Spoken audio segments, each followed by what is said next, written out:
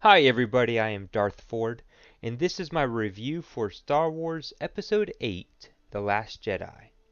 Now be warned, this review does contain spoilers, so if you don't want to hear any spoilers, then this is not the review you are looking for. Star Wars Episode 8 hit theaters last weekend, and I gotta say, it is conflicting. Coming out of the theater upon my first viewing, I did not know how I felt about the film, which is pretty normal for me for films like this. But I had some disappointment, yet I really enjoyed the majority of the movie. I had conflicting opinions over the film in a way that I had not experienced. For example, there is one scene that I both liked and disliked at the same time. So before I go too much into this review, I want to address what I feel causes this initial conflict, which is our expectations. We have had 2 years to theorize and reflect on The Force Awakens that many of us Star Wars fans have made our own expectations of what is going to happen in this film. Inevitably, the film is not going to go the way we expect, and thus many of us have experienced a feeling of disappointment. The Last Jedi is so different than The Force Awakens in that it goes in a very different direction that this film will shake people coming into the film with strong expectations. A friend of mine pointed out that this may have been how it was when The Empire Strikes Back first came out. Upon The Empire Strikes Back initial release, it was not well received. A large reason for that, I suspect, is due to how different it feels from A New Hope. But now Empire is considered to be the best Star Wars movie by most fans.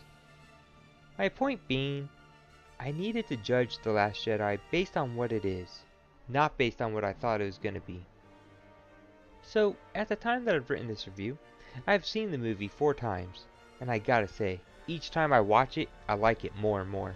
I've come to really enjoy the movie, and the things that initially bugged me don't bug me as much. In fact, by my 4th viewing, those aspects that bothered me did not really bother me at all, though to a degree they still do.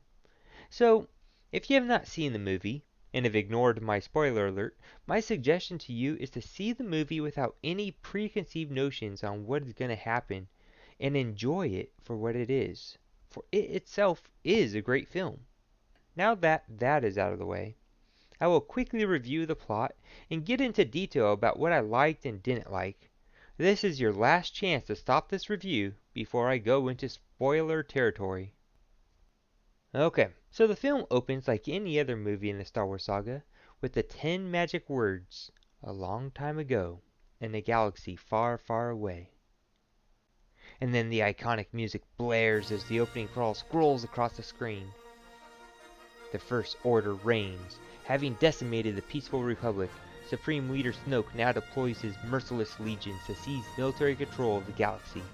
Only General Leia Organa's band of resistance fighters stand against the rising tyranny, certain that Jedi Master Luke Skywalker will return and restore a spark of hope to the fight. But the resistance has been exposed. As the First Order speeds toward the rebel base, the brave heroes mount a desperate escape. Now, I'm not sure why, but I found myself somewhat criticizing the opening crawl. I'm not sure what I didn't like about it. I mean, it's okay. It provides sufficient information. It explains what's going on and leads right into the movie well. But something about it was off to me. I think it was more of a grammatical or syntax thing that sticks out to me, like beginning a sentence with the word but. That being said, it is definitely a more satisfying opening crawl than Episode 1 opening crawl. And best of all, it ends with a 4-dotted ellipsis. Now I say best of all somewhat jokingly. As mentioned in my Force Awakens review, there are key items of unity that I look for in each Star Wars film. One of those items is concluding the opening crawl with a 4-dotted ellipsis. The second thing I look for takes place right after the opening crawl vanishes.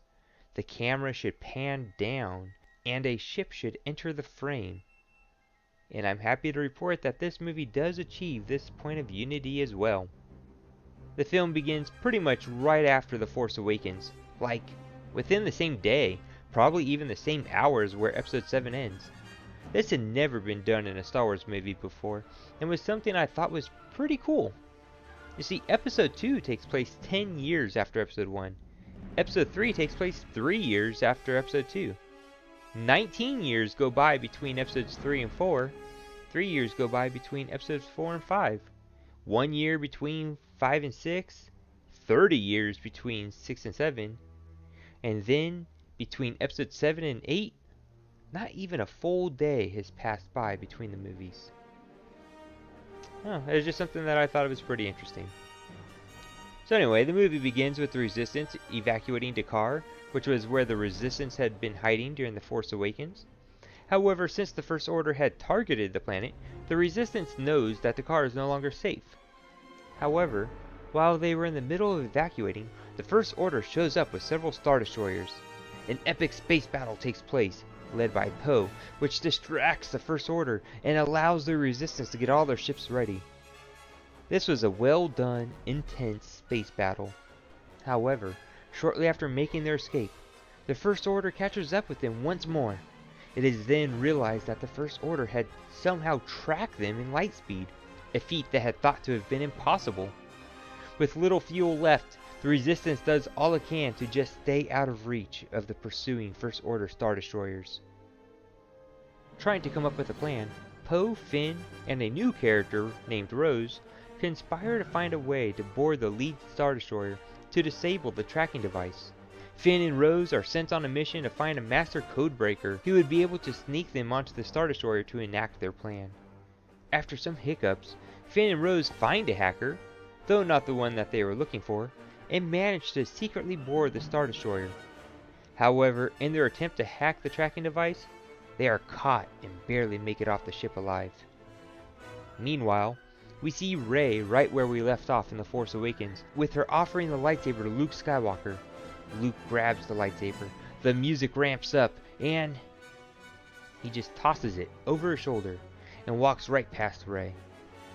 Rey spends some time trying to convince Luke to return with her, but he wants no part of any of it and refuses to cooperate. He tells Rey, "What do you think was going to happen? That I would return and single-handedly face the First Order with my laser sword?" However, with some encouragement from R2, Luke eventually decides to give Rey 3 lessons, each aimed at explaining why the Jedi Order needs to end. Throughout Rey's time on Ahch-To, she mysteriously becomes connected with Kylo Ren. They are able to see each other and speak to one another. At first they try to attack each other, but quickly realize that neither of them are actually with the other. Rather, the Force is somehow connecting them. These connections happen multiple times, and eventually Rey begins to sense the conflict within Kylo Ren, and becomes convinced that he could be turned back to the light side. With Luke refusing to return to the fight, Rey decides to leave Ahch-To, and seeks out Kylo Ren. She manages to board the lead Star Destroyer, and is captured by Kylo Ren, and brought to Supreme Leader Snoke. After an extremely well-done action sequence, Rey manages to escape. The movie concludes with the Resistance abandoning their cruiser to an old rebel base on the planet Crate. There is one final ground battle on the planet as the First Order launches their version of the AT-ATs, the ATM-6s. The Resistance attempt to fight back, but their efforts are useless. Their weapons simply are not strong enough against the First Order war machines. All hope seems lost. Then, out of nowhere, Luke shows up and single-handedly faces the First Order with his laser sword, allowing the few remaining Resistance soldiers to escape. End credits. Overall, I will say that this was a great movie, and a great follow-up to The Force Awakens. However, as mentioned, there were a few things that I did not like about the movie, and it seems that this movie is receiving a lot of backlash from fans. This seems to be a polarizing movie, where there does not seem to be a middle. I'm a little confused by that. It certainly isn't a bad film, and even after my first showing, I didn't hate it. I would have been in the middle. But like I said, as I've seen it more and more, the issues that I had don't really bother me as much. And one of the issues I had was actually not true, and therefore I have recanted that issue. That being said, here are the issues I had with the movie.